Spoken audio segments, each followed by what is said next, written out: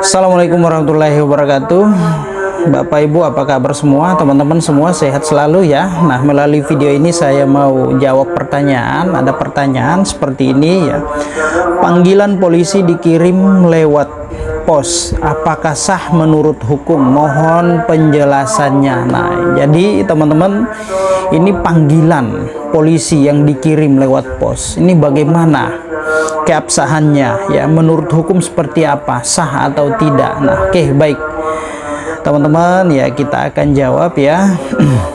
Nah, jadi pada dasarnya supaya panggilan yang dilakukan aparat penegak hukum pada semua tingkat pemeriksaan dapat dianggap sah dan sempurna, harus dipenuhi syarat-syarat yang telah ditentukan.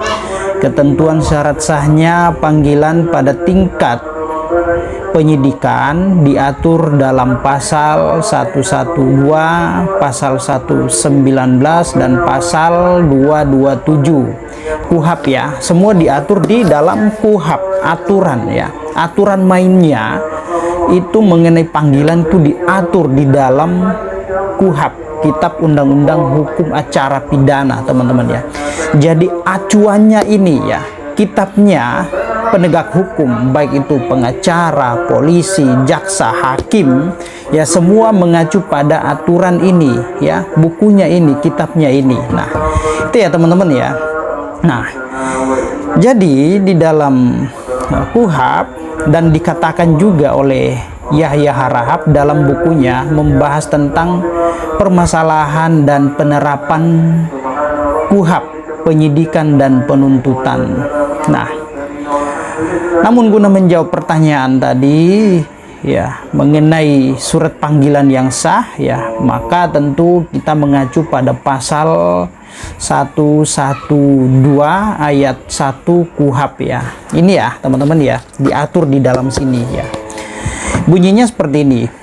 Penyidik yang melakukan pemeriksaan dengan menyebutkan alasan pemanggilan secara jelas berwenang memanggil tersangka dan saksi yang dianggap perlu untuk diperiksa dengan surat panggilan yang sah, dengan memperhatikan tenggang waktu yang wajar antara diterimanya panggilan dari hari seseorang itu diharuskan memenuhi panggilan tersebut. Nah, adapun yang dimaksud dengan surat panggilan yang sah berdasarkan penjelasan pasal 112 ayat 1 KUHP adalah surat panggilan yang ditandatangani oleh pejabat penyidik yang berwenang.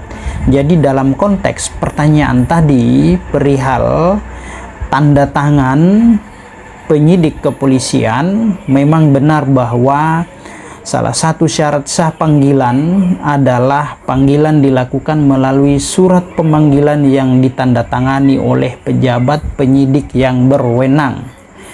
Di samping itu dijabarkan menurut Yahya dari ketentuan tersebut dapat disimpulkan bahwa pemanggilan seseorang tersangka atau saksi harus memenuhi dua syarat ya.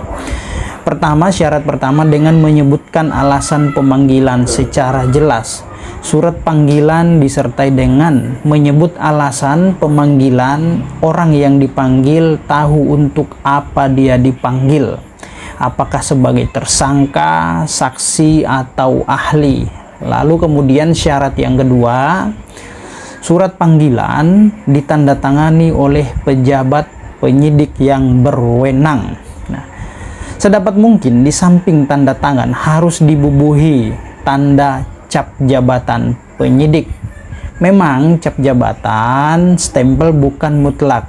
Yang mutlak adalah tanda tangan pejabat penyidik sesuai dengan pasal 112 ayat 1 KUHP. Nah, lalu pertanyaan tadi, apakah surat panggilan sebagai saksi yang dikirim melalui pos itu sah? Untuk menjawabnya tentu kita mengacu pada pasal 227 ayat 1 dan ayat 2. Nah, bunyinya seperti ini teman-teman ya, saya bacakan. Ayat satunya, Semua jenis pemberitahuan atau panggilan oleh pihak yang berwenang dalam semua tingkat pemeriksaan kepada terdakwa, saksi atau ahli disampaikan selambat-lambatnya 3 hari sebelum tanggal hadir yang ditentukan di tempat tinggal mereka atau tempat kediaman mereka terakhir. Nah, ayat 2, petugas yang melaksanakan panggilan tersebut harus bertemu sendiri dan berbicara langsung dengan orang yang dipanggil dan membuat catatan bahwa panggilan telah diterima oleh yang bersangkutan dengan membubuhkan tanggal serta tanda tangan, baik oleh petugas maupun orang yang dipanggil, dan apabila yang dipanggil tidak menandatangani, maka petugas harus mencatat alasannya. Jadi sangat jelas ya di sini pasal 227 ayat 2 di situ menyebutkan pada intinya harus bertemu sendiri dan berbicara langsung dengan orang yang dipanggil. Nah, itu poinnya ya. Nah, dengan ketentuan pasal 227 ayat 1 dan ayat 2 KUHP ya, Yahya berpendapat bahwa tata cara pemanggilan dilakukan oleh petugas antara lain dengan memperhatikan ketentuan-ketentuan. Nah, pertama ketentuannya, panggilan dilakukan langsung di tempat tinggal orang yang dipanggil. Petugas harus mendatangi sendiri tempat tinggal orang yang dipanggil. Tidak boleh melalui kantor pos atau dengan sarana lain seperti LTH dan sebagainya jika alamat tempat tinggal yang bersangkutan jelas diketahui. Lalu kemudian ketentuan yang kedua, menyampaikan panggilan dilakukan dengan jalan bertemu sendiri dengan orang yang dipanggil. Petugas yang menyampaikan panggilan harus langsung bertemu sendiri dengan oknum yang dipanggil. Jadi harus bertemu secara in person dengan oknum yang dipanggil. Panggilan tidak dapat dilakukan dengan perantara orang lain. Nah, ini menurut Yahya Harahap ya. Lalu kemudian ketentuan ketiga, petugas yang menjalankan panggilan diwajibkan membuat catatan yang menerangkan bahwa panggilan telah disampaikan dan telah diterima langsung oleh yang bersangkutan. Nah, lebih lanjut di sini disampaikan oleh Yahya Harahap dalam bukunya mengatakan bahwa bertitik tolak pada ketentuan dalam pasal 227 ayat 2 KUHP yang mewajibkan petugas untuk langsung bertemu sendiri dengan orang yang dipanggil. Penyampaian panggilan kepada anak yang sudah dewasa atau kepada istri maupun suami orang yang dipanggil dianggap tidak sah. Panggilan harus disampaikan langsung oleh petugas kepada person orang yang dipanggil supaya cara penegakan hukum harus didasarkan pada ketentuan yang pasti. Di samping itu maksudnya adalah agar tidak terjadi penyalahgunaan wewenang terhadap orang yang tidak tersangkut paut pada suatu peristiwa tindak pidana. Merujuk pada uraian di atas, menjawab pertanyaan tadi, jelas bahwa surat panggilan sah jika petugas yang melakukan panggilan itu bertemu sendiri dan berbicara langsung dengan orang yang dipanggil. Oleh karena itu, apabila surat panggilan disampaikan melalui jasa pengirim pos, maka panggilan itu tidak sah. Ya, jadi itu ya teman-teman ya, berdasarkan KUHP ya, berdasarkan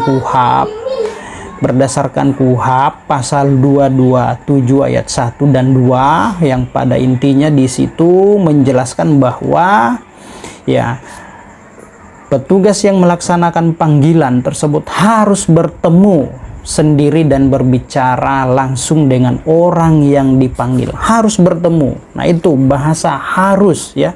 Harus digarisbawahi, harus bertemu, dan diperkuat dengan keterangan oleh Yahya Harahap. Nah, seperti itu teman-teman ya kira-kira ya. Jadi mengenai pertanyaan tadi ya, panggilan yang dilakukan melalui pos atau dikirim melalui pos sah atau tidak. Nah, jadi jika acuannya adalah KUHP, maka tentu tidak sah ya. Kalau melalui pos, maka yang sah itu harus diantarkan secara langsung, bertemu sendiri dan berbicara langsung dengan orang yang dipanggil menurut ketentuan pasal 227 ayat 1 dan 2. Nah itu ya teman-teman ya, acuannya ini ya. Sampai saat ini acuan atau buku atau kitab pedoman para penegak hukum, baik itu advokat, polisi, jaksa, hakim ya, mengacu dengan KUHP dan KUHP. Hukum acaranya tuh ini masih sama ya, tidak ada yang berbeda. Oke teman-teman, demikian, semoga apa yang saya jelaskan ini bermanfaat untuk kita semua. Demikian, assalamualaikum warahmatullahi wabarakatuh.